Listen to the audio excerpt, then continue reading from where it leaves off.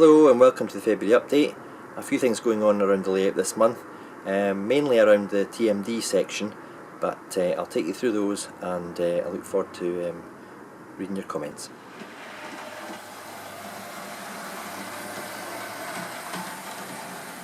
What I've got here is the control panel that I'm building, and this will house all the toggle switches for the turnouts for the TMD side of the layout, and I also have some on-off toggles for the lighting, inspection pit lighting, things like that for the TMD. It's got a 6mm ply top, and it's not been fixed down yet. I'll obviously have it screwed at the corners to hold it in place, and it'll have the track plan on it with the toggle switches at the turnouts. If I take that out, what I've got is a kind of frame, and I've made this out of some ash that I had to hand, and it's been cut at a 45-degree angle just to give the control panel better view when you're standing above it. I've strengthened it along the back here to give it some rigidity, and also this bit here helps the actual 6mm ply, gives it support as well, so the 6mm ply doesn't flex too much. And obviously I've got the support rail on the bottom here, which I've also cut to a 45-degree angle, and I've planed the back of it as well, if you can see that, just to give a bit more access when I'm putting toggle switches which are very near the bottom. So that's what I've got so far. I've just screwed it to the trusses and then the support bits of wood there as well. And if I do take it down, I just unscrew it. And that should allow me to get underneath and fit all the toggles without any hassle. So there we have that. That's under construction just now. I won't be rushing to put the track plan in place because there's still a couple of things I've got to finalise with the track plan, which I'll go on to in a minute, and also how many toggle switches I need to operate lighting effects, etc. at the TMD. They've all got to be planned in before I start drilling holes in plywood.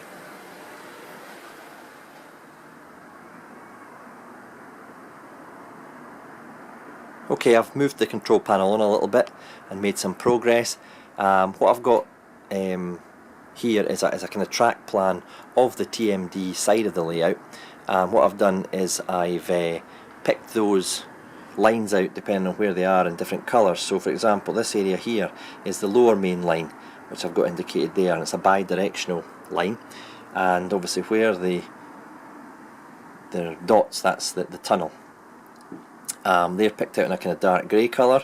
The upper section is picked out in black lines, and then you've got the lower main line here which runs in front of the TMD section, and I've got obviously the arrows indicating which direction of travel, and again they're picked out in the grey.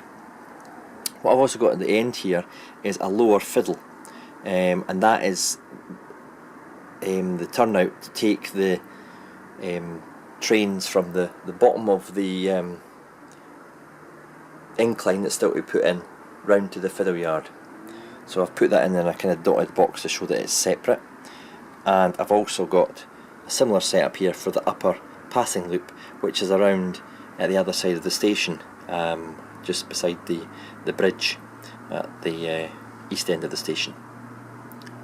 So again, that's been picked out with a dotted line to show that it's a kind of separate part, but that's obviously black because it's an upper level. This was just done in Microsoft Publisher. A similar thing I did in paper for the Dean Park station side of the things, so I just kind of adapted that. I printed it out on A3, and this is A3 self-adhesive vinyl, which I got, I hunted down and eventually got through via Amazon, I think it was, and all I did to secure it to the control panel was I coated this in a couple of coats of gloss varnish, which helps self-adhesive stuff stick. If I just left it unvarnished, it would peel off. So that is printed out on the vinyl, which is they tell me it's water repellent, but I'm not going to start putting water on it to find out because of all the wires behind the switches. And these are the switches I covered in one of my previous videos, and as you can probably hear, okay, they turn the turnouts quite simply. So I think this is looking pretty good. One hole here, which is for one of the ground position signals that I've kind of covered, and that's going to be this one here. This is going to be operated manually to a proceed or a stop. The other two here and there, they're operated by these turnouts, so they're automated, if you like, depending on which way the turnout is. But I felt this one here would be better for manual, because I can take locomotives kind of in this area and, you know, move them around and control it, you know, via the manual on switch that I've got, that I'll fit in there shortly. To the right hand side here, what we've got is a series of different areas for lighting, etc. We've got, for example, at the top the yard lights, which will eventually be, you know, the floodlights, the main traction shed with inspection pit, the single lane traction shed, which will be lit, the modern traction shed with the single inspection pit, the depot building lights, which will eventually appear, fueling point, which I've made, lighting effects, arc welder, etc., and upper main line signal to red. What I'm going to have along at one side of the layout, in the kind of corner there, where you can maybe just see the Union of South Africa, I'm going to have a signal there, and it can be set to red via this switch if any trains are coming up from the lower section on the incline. So obviously the trains don't, you know, collide at this area here. So a signal that we place around about here will be able to manually switch to red to halt it, and that'll obviously allow for a more interesting operation of the layout.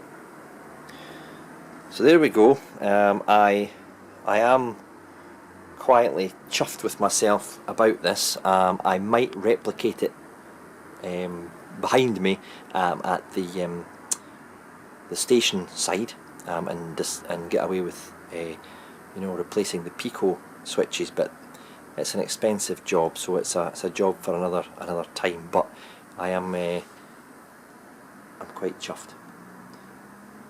I'll take you into the layout to show you the wiring in a minute, which is extensive. Okay, here's the wiring. They come from the switches. I've braided the red ones, and the black one goes to the one of the bus wires that I've fitted in. As you can see, there's quite a lot of crimp blades, etc. there, and I've got a kind of separate, this kind of set where there's quite a lot of blue crimp blades there, are the separate 16 volt bus wire, just for the turnouts, and you see it goes off, just kind of they terminate here. I've just tied them and clipped them, but all the wires, all three, the red, the black and the green, all congregate in here. The greens then separate, as you could probably see there, for a series of green ones. They go to one of the bus wires, and the black and the red go to that big huge long line of terminal connection blocks, as you can see, and from there two red ones come out into the switches. Why did I put this terminal block section here? Well, it made it easier to fit the switches, not knowing that I had to feed them all the way back round into the actual point motors, and it allows me to replace one quicker if anything does go awry with any of them. So yeah, it's, you know, we try and keep it as neat as we can. Believe me, I've tried to keep it neater, but you know, I can follow it. I know where all the green ones are going, and there's obviously a lot of black ones going in there as well. There's 25, I think, switches for turnouts there, and I'll have about another 8 or 9 for the lighting effects. So you know, there's just impossible to keep it entirely neat in such a confined space under a layout. As you can see there, with even more wires, that is both of the inspection pits for the main traction shed. Again, in my time-honoured tradition, I don't like to tie them too tight, in case I need to make any adjustments, replace anything, or move the inspection pit. so it's been kept as neat as I can. It's been braided, so again I can follow it back to individual LEDs. Okay, this month I've been kind of focusing on finishing off the wiring from the turnouts, fitting the accessory switches, and also fitting some of these ground position signals. This particular version it was introduced in the 1960s, and it consists of two white lights on the diagonal at the right, and in the bottom left is a red. When it's set at the state it is now, that means the driver's not allowed to pass. And I've put it at this section of the layout because it's where the TMD meets the main line. And the reason it's currently set at stop, for the driver not to pass it, is that the turnout is set to this line here, which goes onto the main line. When I flick the twin accessory switch or twin micro switch from Pico that I've fitted to this turnout, it will change to two whites, which means the driver can proceed at caution. Now, these particular items are from CR Signals, and they're $14.95 each, and they come on a kind of little concrete coloured plinth, which is quite handy for lifting them up a little bit. All I've done to fit them is cut a rectangular hole in the cork to set it down a little bit, drilled a hole, and there's three wires that come from it, one for the red, one for the white LEDs, and the negative. So if I switch the turnout now, you'll see it change state.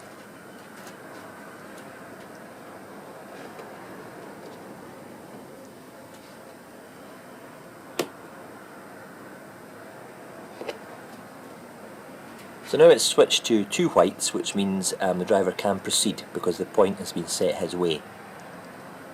So I've installed three of these in the TMD. You don't need one for each line, I've been told. I've done as much research as I could find online. It's not an easy thing to understand, the signalling sometimes. So that one will position there to stop the driver proceeding past a safe point. I've got another one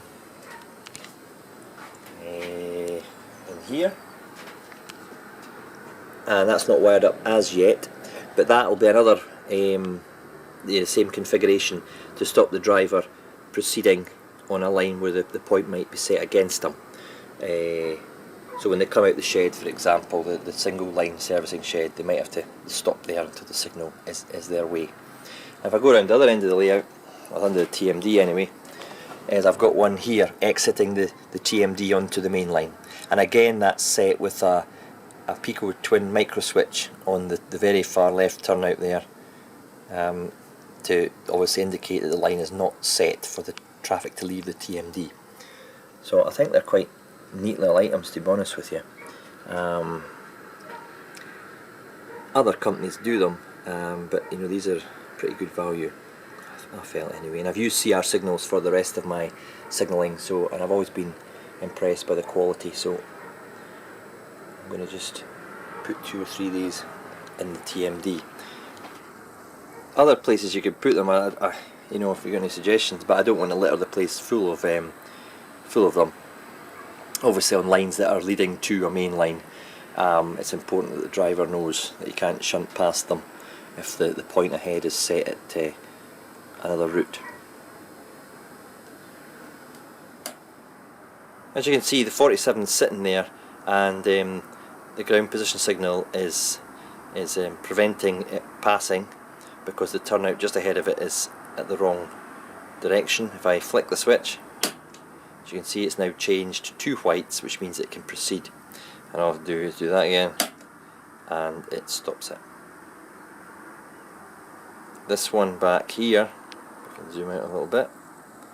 This one just here, beside the bit of masking tape, that will be the one that's manually controlled, and it will allow a loco to be stabled, just outside the traction shed here, out in the front where the Mark III is, and it can proceed then left onto the main line or straight ahead to the next shunt signal. As I say, I didn't want to litter the place with these ground position signals. One, for the extra wiring, and 2, you just have to make it look too cluttered. And this one along the other end here, you can see there, basically where the 58 is. At the moment it's sitting at proceed, if you like. and if I was to turn it, there it is. You can see the turnout in the far corner right of the screen changing, and it changes the position of the turnout and the state of the signal. Something else I've been working on is what to do with this turnout. I was going to remove it, and I've kind of come to a decision to keep it, and I've added in a siding. It flows around the corner there, and then it kind of runs parallel with the main line along here until it comes to a buffer stop. Now, I was thinking about putting a small yard in here, but I've got 1, 2, 3, 4, 7 lines already, plus this siding is 8. Sometimes less is more, and I want a bit of scenic action in here. So what I think I'll do is revert back to plan A that I had originally, and have an embankment here and a kind of flat area here with an industrial kind of scene, and it allows the main lines to be set into a cutting, not too high an embankment, but just enough to give it that kind of cutting look. And obviously the cutting could come along here and then kind of maybe go round and continue round there till we get to the bridge. I just feel that more track, I was squeezing it in, the radius of the curve there was getting rather tight, and I was going to maybe look like an afterthought, so I've put it like this, and it holds comfortably 7 coaches. So I mean, it could be used as a storage line, or even for DMUs coming from the line where the 47 is down across and in, and then just stabling there until they're ready to go back out maybe on another line and get round to the station. So it could be a useful little kind of siding for me. Another wee item that I've picked up is this plate layers hut. I think it's a Hampton Hill plate layers hut from the Scenecraft range, and it's not been released for quite some time now. I think this has got a 2008 sticker. Yeah, 2008. So it's an old release, and I searched for this after seeing it on a fellow YouTuber's video channel, thinking that's just what I need for kind of in the TMD area, a kind of brick built one. So I tracked this one down from Ireland, believe it or not, and I managed to snap it up. If you buy them on eBay, they're 25 quid at the moment. I got this for something like 12 euros or something. So under tenner, not bad. I don't know where I'm placing it yet. It's just been put in there just now. But I'm wanting it in the TMD somewhere, just to add to the buildings.